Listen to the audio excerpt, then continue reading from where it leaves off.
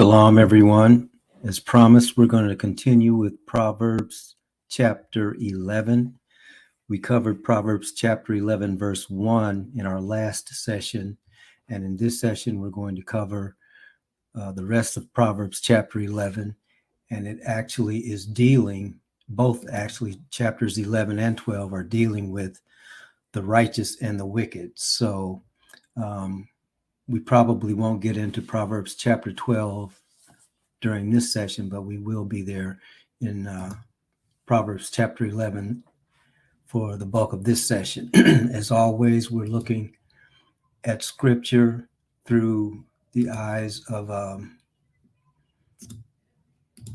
2 Timothy chapter 2, verse 15, under the instructions of the Most High to study to show ourselves approved unto him, workmen that need not be ashamed, rightly dividing the word of truth, and that we can rely on all scripture being God-breathed and therefore profitable for doctrine or teaching, for reproof, for correction, for instruction in righteousness, so that we can be complete, thoroughly furnished to every good work. And as we move into the study, we're doing so with the understanding that the king is giving instructions to his son based on Deuteronomy chapter 6, verses 4 through 6, which includes the Shema, Hear, O Israel, Yahuwah, your creator, is one creator, and you shall love him with all your heart, soul, and might, and that you should teach the things of the Most High to your children when they rise up, when they lie down, when you're in the way with them, and also keep the word of the Most High close to you at all times. So as we look at the Proverbs, that's what the king is actually doing with his children, those of his offspring that are going to be serving in the position of leading the nation. As we have also noted in past lessons, the Most High nearly 100% of the time deals with his people through leaders that he has chosen. And therefore, when the leaders are functioning the way that scriptures have described as healthy, then the society they have been given leadership over also thrives. So those are the premise C that we've been working under and will continue to move through the study. So we're going to go and read all of Proverbs chapter 11, and then we'll go through some of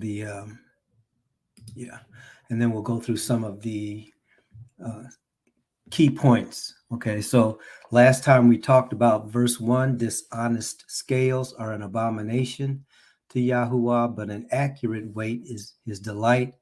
So again, as we move from that one verse, which we spent all of our time on last time, this is one aspect of the society that the king presides over, which is the economic base. And so starting at verse 2, there are several other salient points in this chapter. So Proverbs chapter 11, verse 2, and reading through the rest of the chapter. When pride comes, disgrace follows, but with humility comes wisdom. The integrity of the upright guides them, but the perversity of the faithless destroys them. Riches are worthless in the day of wrath, but righteousness brings deliverance from death. The righteousness of the blameless direct their path, but the wicked fall by their own wickedness. The righteousness of the upright delivers them, but the faithless are trapped by their own desires. When the wicked man dies, his hope perishes, and the hope of his strength vanishes. The righteous man is delivered from trouble. In his place, the wicked man goes in. With his mouth, the ungodly man destroys his neighbor, but through knowledge, the righteous are rescued. When the righteous thrive, the city rejoices, and when the wicked perish, there are shouts of joy. By the blessings of the upright, a city is built up, but by the mouth of the wicked, it is torn down. Whoever shows contempt for his neighbor lacks judgment, but a man of understanding remains silent. A gossip reveals a secret, but a trustworthy person keeps a confidence. For lack of guidance, a nation falls, but with many counselors comes deliverance. He who puts up security for a stranger will surely suffer, but the one who hates indebtedness is secure. A gracious woman attains honor, but ruthless men gain only wealth. A kind man benefits himself, but a cruel man brings trouble on himself. The wicked man earns an empty wage, but he who sows righteousness reaps a true reward. Genuine righteousness leads to life, but the pursuit of evil brings death. The perverse in heart are an abomination to Most High, but the blameless in their walk are his delight. Be assured that the wicked will not go unpunished, but the offspring of the righteous will escape. Like a gold ring in a pig's snout is a beautiful woman who lacks discretion. The desire of the righteous leads only to good, but the hope of the wicked brings wrath. One gives freely, yet gains even more. Another withholds what is right only to become poor. A generous soul will prosper, and he who refreshes others will himself be refreshed. The people will curse the hoarder of grain, but blessing will crown the one who sells it.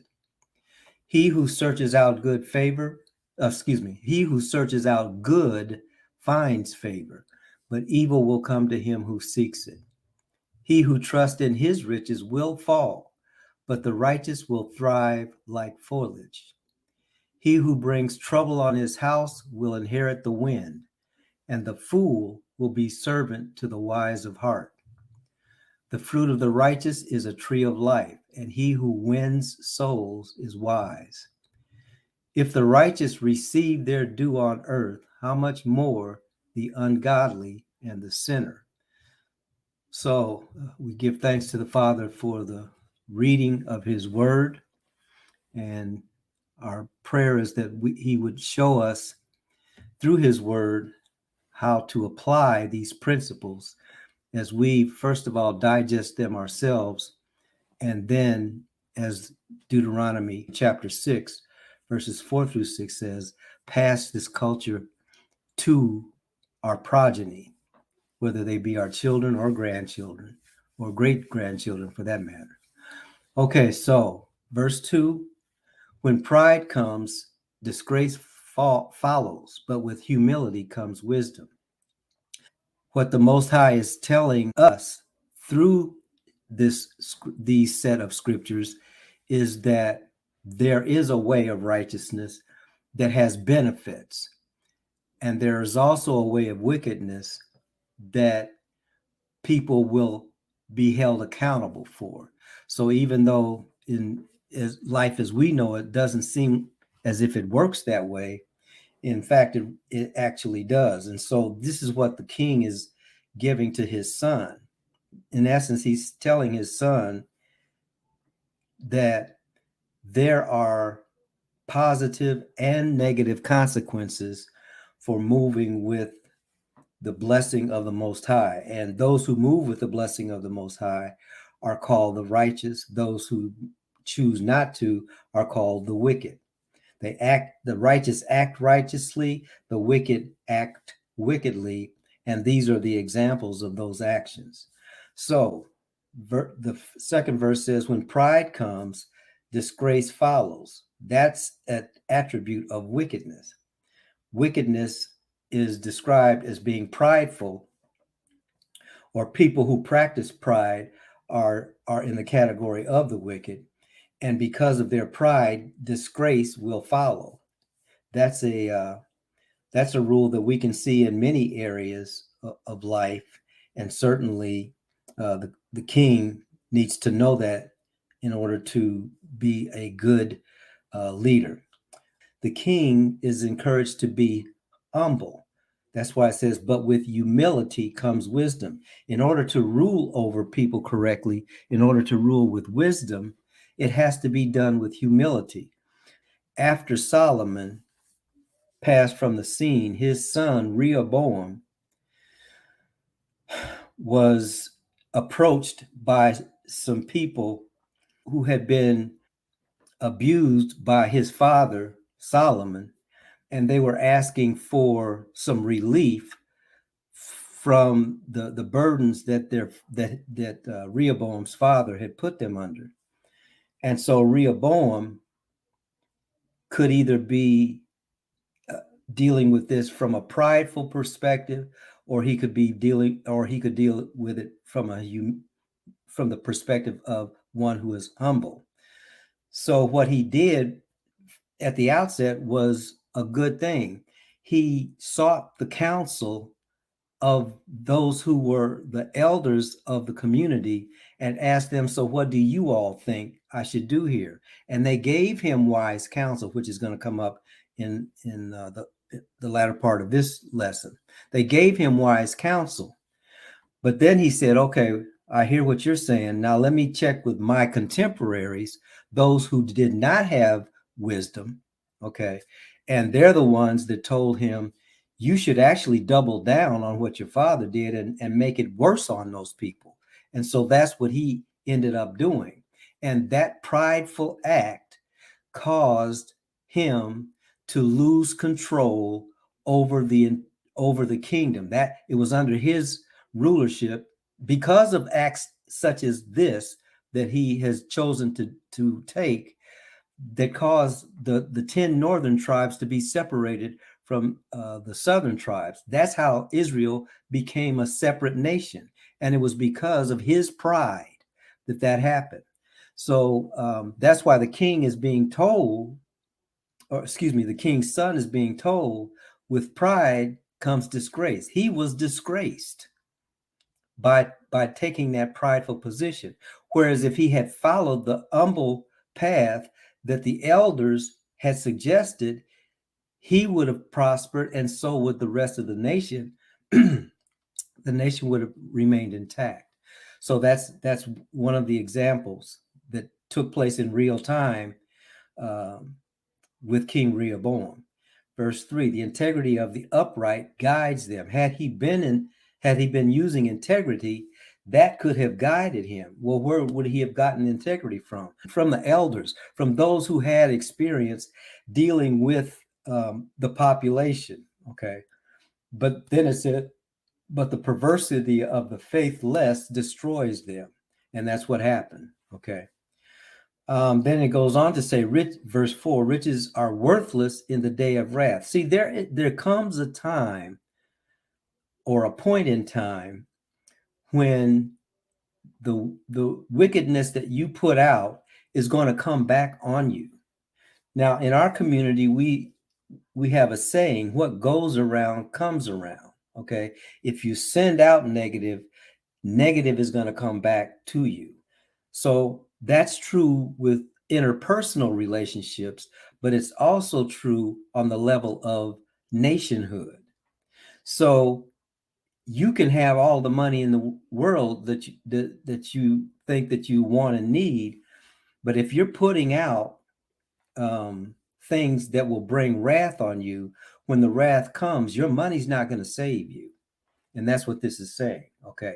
But your righteous actions will actually deliver you from any negatives that would try to come upon you.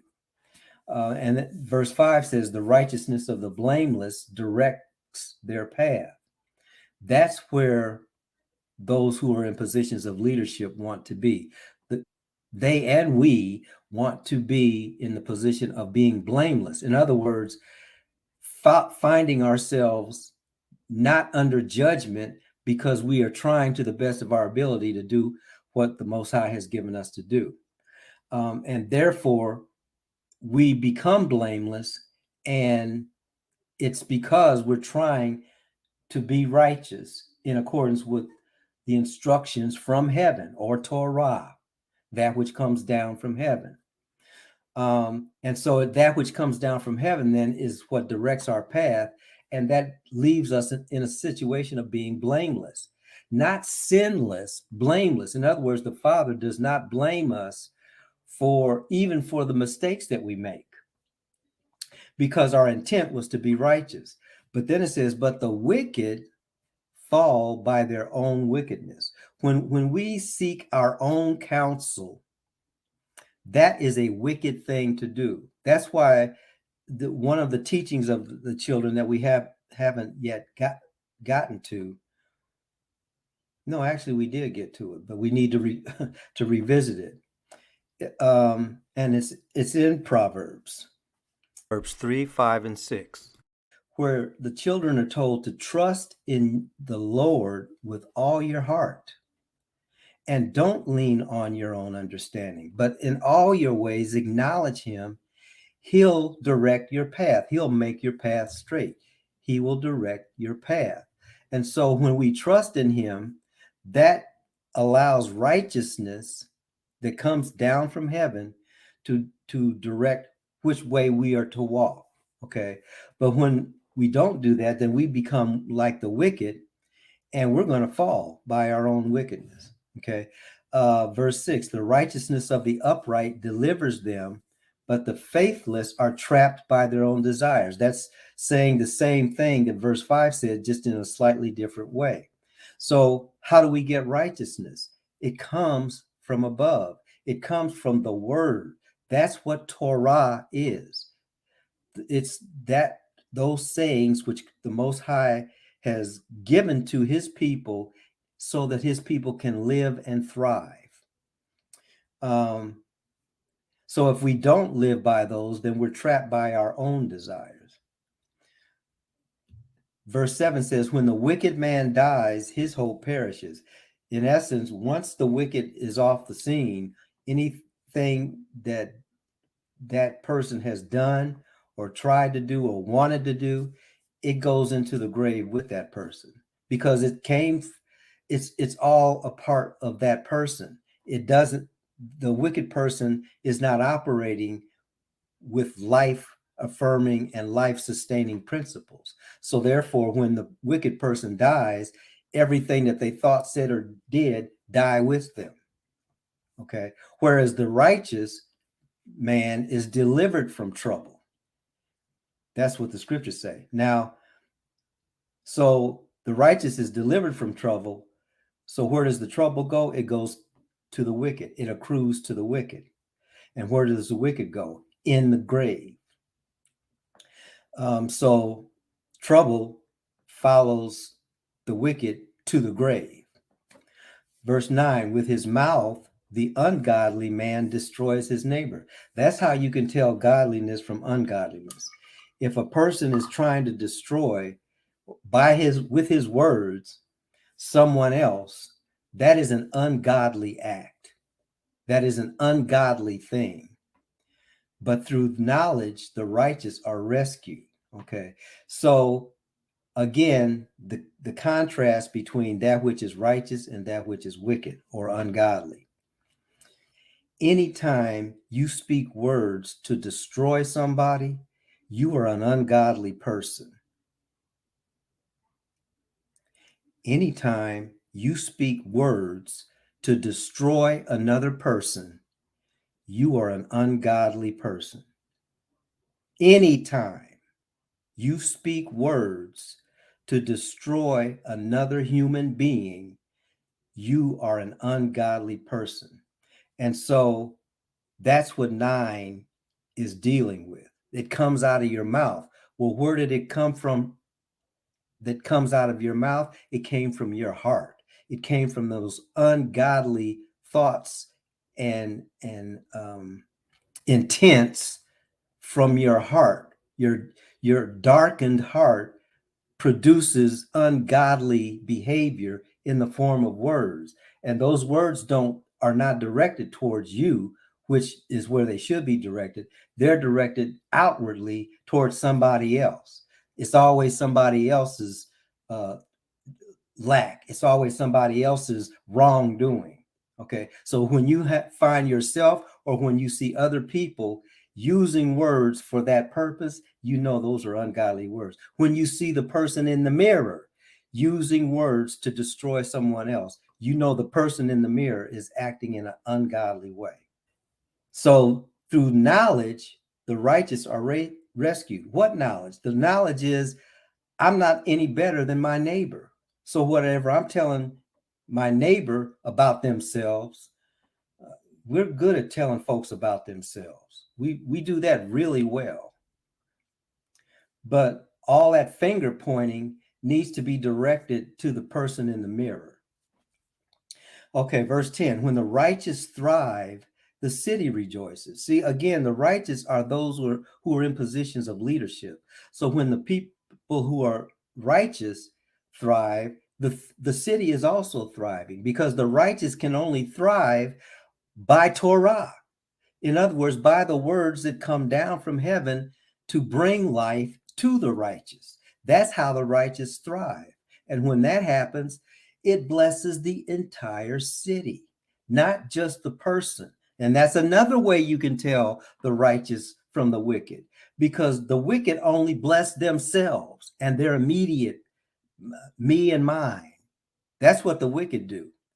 But when the righteous are thriving, the people around them are rejoicing because they're thriving right along with the righteous. Verse 11, by the blessings of the upright, a city is built up, but by the mouth of the wicked, it is torn down. That's the same pattern of righteousness versus unrighteousness that we've been looking at. Whoever shows, verse 12, whoever shows contempt for his neighbor lacks judgment. See, it's right back to that same thing again. But a man of understanding remains silent. This is a good case in point. The word is not saying that your neighbor may not be right. Okay. What the word is saying is how you handle that. All right. You can learn from your neighbor not being right. You don't have to tell your neighbor all of your neighbor's faults unless you've already, as Jesus said, as Yeshua said, taken care of the beam in your own eye before you start mouthing out about the speck in someone else's eye. Verse 13, a gossip reveals a secret. Gossip reveals a secret, but a trustworthy person keeps a confidence. That's another way that you can tell the righteous from the wicked. You don't have to say everything. If it's a secret that someone has given to you, keep it that way, because that's what a trustworthy person would do. For lack of guidance, a nation falls, but with many counselors comes deliverance. This goes back to the Rehoboam lesson. Now, he had several people in his that were he had several people that hung with him. I'll just say it that way. Okay. But again, with many counselors comes deliverance. The many counselors are the accumulated wisdom of the community. And this, you don't hear me say this very often, because I've worked with the youth all my life, and I know how wise young people are and how intelligent young people are. So that notwithstanding, if you're young, there's a lot you don't know. And this generation thinks they know everything. But this generation really is not that much different than my generation, because my generation, when we were their age, we thought we knew everything too. So this idea of, for lack of guidance, a nation falls. The young folk have energy, they have good ideas. Sometimes they lack guidance, and that's why the scriptures say, "But with many counselors comes deliverance." See, the many counselors are encompassing the breadth of knowledge that the society or the community has, and usually that's kept by the elders because they have experienced a lot of that knowledge, okay, or much of that knowledge. So when you go to the elders of the community for guidance, you have you can draw on the wisdom of the entire community, and that's where this many counselors comes in. But if you don't have that, for lack of guidance, you can destroy your own community. That's what Rehoboam did. He destroyed a nation because of lack of guidance. Verse 15, he who puts up security for a stranger will surely suffer. This goes back to the economics piece again. Okay. The wisdom does not do this. Wisdom does not put up security for a stranger. In other words, putting up security is putting out covering somebody's loan that you don't know. Okay, that's what this is talking about. Okay. So it says, he who puts up security for a stranger will surely suffer, but the one who hates indebtedness is never a good thing. Never. The only thing that we should be in debt about is we're indebted to people to love them more. That's what the New Testament teaches about debt. We're not supposed to have it. Okay. And this society would not exist if it weren't for debt. That's how we know that this is a wicked society, because this society has taken the notion of usury and built kingdoms and fiefdoms and communities, states, and the nation based on indebtedness. That will ultimately be that which brings this nation to a complete halt. But I'm not going to get any further into it than that. But it's in the Proverbs that's not a good thing. Okay. Verse 16, a gracious woman attains honor, but ruthless men gain only wealth. Okay. So now this gracious woman, which gets back to wisdom, which is the personification of a woman. So a gracious woman obtains honor.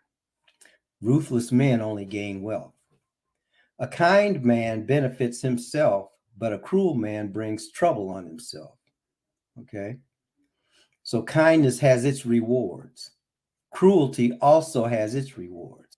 So hopefully you can see that there are threads going all the way through this chapter, but what you will find is these same threads go all the way through the Proverbs. And basically it's there is a reciprocal relationship that the Most High wants us to have. When we put out that which is a blessing, then we receive back to ourselves a blessing. And then that blessing is shared with other people. They do the same thing. That's how the society prospers. Okay. But wickedness does not do that. Only the righteous do that. Okay.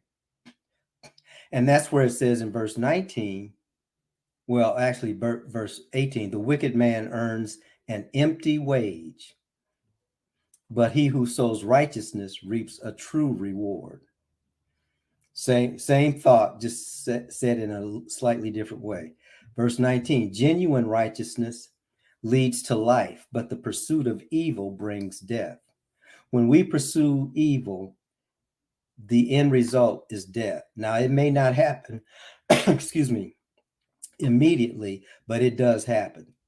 And we're not talking about in the by and by. We're talking about in real life time and in real time, which is another thing about the Proverbs. The Proverbs are not for the afterlife. The Proverbs are how we are to live in this life. Okay. Verse 20, the perverse in heart are an abomination to Yahuwah. There's that word abomination again. So just like unjust scales are an abomination, so is having a perverse heart. That's an abomination to the Most High. But the blameless in their walk are his delight. There's that word blameless again. Doesn't mean sinless. It means to the best of our ability, walking in a manner that is pleasing to the Most High. Be assured that the wicked will not go unpunished, but the offspring of the righteous will escape. Now, verse 22, like a gold ring in a pig's snout is a beautiful woman who lacks discretion. That speaks for itself, and I'm not going to make a lot of commentary on it, but I would ask that we also elevate that up to a higher level than just a gender conversation.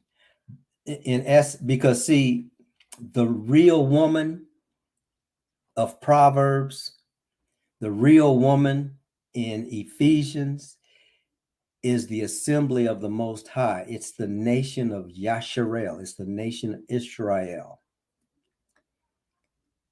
In modern times, it's called also the church.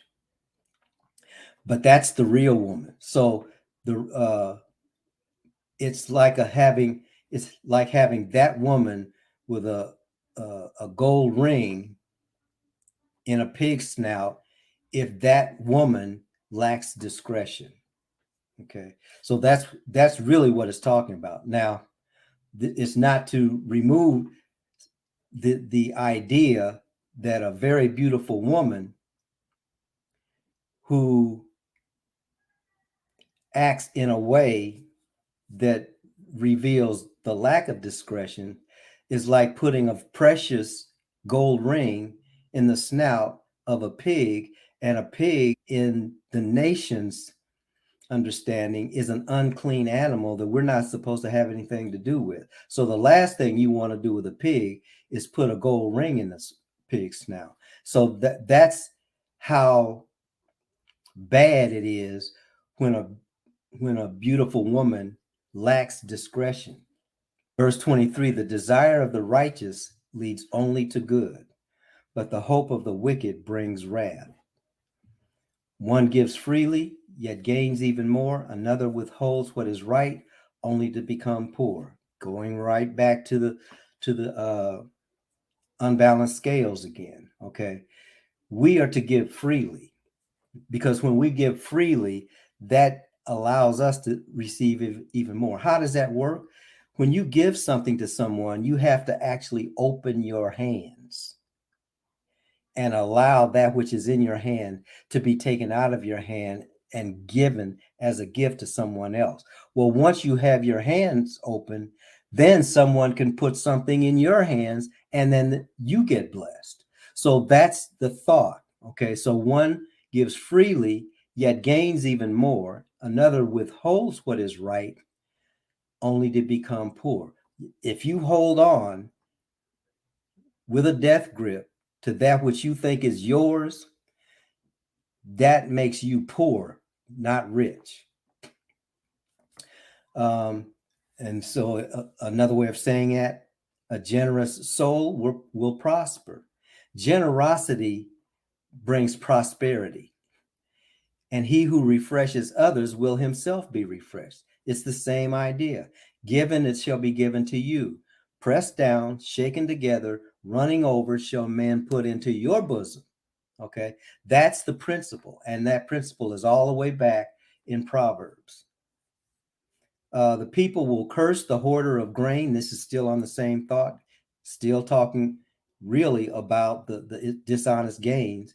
The people will curse the hoarder of grain, but blessings will crown the one who sells it. He who searches out good finds favor. When we look for good, favor comes back to us. But evil will come to him who seeks it. So if you're looking for evil, you will find it. So when Matthew 7:7 says, ask and it shall be given, seek and you shall find, knock and it shall be open to you. And then he says, for in everyone who asks receives, everyone who seeks finds, he who knocks is open to him. It all depends on what you're asking for. Because if you ask for evil, you will receive it. If you seek evil, you will find it. If you knock on evil's door, evil's going to open that door. But if you ask for good, then you will receive good. When you seek good, you will find good. And when you knock on good's door, good opens the door and you can come in and sup with that which is good. He who trusts in his riches will fall, but the righteous will thrive like foliage. He who brings trouble on his house will inherit the wind, and the fool will be servant to the wise of heart. The end result is that the foolish are going to serve they who are wise. It may not look like it now, but that's what's on the horizon. The fruit of the righteous is a tree of life, and he who wins souls is wise. If the righteous receive their due on earth, that's what all of this is about. This happens on earth. It says, how much more the ungodly and the sinner. The ungodly and the sinner are going to get their just due on the earth. These are things that are promised in Proverbs chapter 11. Just sort of to wrap up, there are several salient ideas that we want to look at from Proverbs chapter 11. And as I said, we'll go into Proverbs chapter 12, Father willing, next time. So, the wicked and the righteous. And this is all based on the precept for all of us. Okay, this is a good time for Jeremiah 17:9 to be mentioned. The heart of human beings, whether we be the righteous or the wicked, the heart of humans is desperately wicked. And every thought and every deed comes from the heart. So that's the starting point. We're all at the same starting point. We all have hearts that are not right. What Proverbs chapter 11 is doing, Proverbs 11 gives two paths that we can take. But the starting place is the fact that all of our hearts are sick, okay? Because we're all, Romans 3:23 says, all have sinned and come short of the glory of the Most High. So we're all in the same boat. What Proverbs is doing through the teaching of the children that will hopefully turn into the blessing of the community is there's a way for our heart that is dark to be enlightened. And that's where following the principles in Proverbs chapters 11 and 12 come to play. So the principle is we can either be righteous or we can be wicked. We get a chance to choose. Okay. So again, we're going to be covering that in greater detail in Proverbs chapter 12, but that's also the thought that led us into Proverbs chapter 11. Now, the salient points that we wanted to leave with you on this chapter 11 is, first of all, pride produces disgrace, but humility produces wisdom. Okay, so we want to teach ourselves and our children to walk away from pridefulness and to walk in humility. Another salient point: riches are worthless in the day of wrath, which means that there is coming a day of wrath. And actually, folks, that day is upon us. We're entering into the day of wrath. The Most High is about to balance the scales, and that's what the wrath of the Most High is. That's what the day of the Lord, as the scriptures describe it, is. So in that day, riches are worthless. What does that mean for us? It means that we shouldn't be concentrating on trying to amass riches to ourselves. What we should be doing is concentrating on how we can be delivered from the results of a society that has lost its way. Okay, because riches are worthless in the day of wrath, but righteousness will bring deliverance to us, deliverance from death. Okay, and then finally, as we said earlier, the lack of guidance, a nation falls, but with many counselors come deliverance.